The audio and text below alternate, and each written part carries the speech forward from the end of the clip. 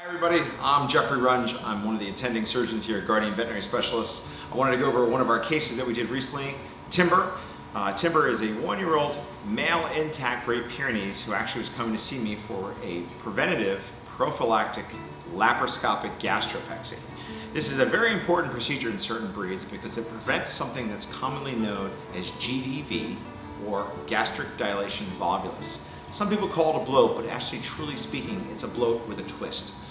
Twist meaning that the stomach will unfortunately twist on itself. And what I'm doing in this particular surgery is it prevent it from twisting before it ever happens. This type of procedure is done minimally invasively, and it's typically done in large to giant breed dogs that have very deep chests. It's done laparoscopically, which means I can actually put small, tiny ports into the abdomen and do this procedure with cameras and instruments. We've been using this procedure for about 10-15 years, and it has an excellent outcome. It's safe, it's effective, it's less painful, faster recovery, and has a shorter hospitalization stay. And most patients can actually go home the same day, if not the following morning. What we typically do for the procedure is once they're placed under general anesthesia, we're going to put 3 to 2 ports right on midline of their abdomen. Once the port's established, I can actually find the stomach.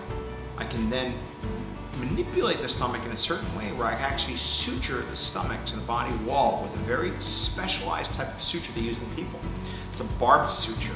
It allows me to actually tie knots without truly tying knots.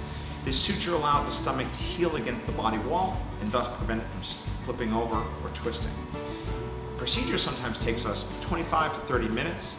We close up our incision holes, and then Timber is then able to go into recovery.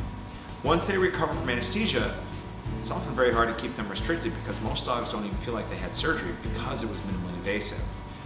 Just like in people, we try to let them leave the hospital pretty soon. They return to function at home, they go home on pain medications, antibiotics, and then from there, they start the recovery process. As long as we keep Timber away from licking in their incision, most of these dogs do fantastic. Usually it's leash walking for about 10 days, and then once the incisions are healed, we give them the green light to go back to normal life.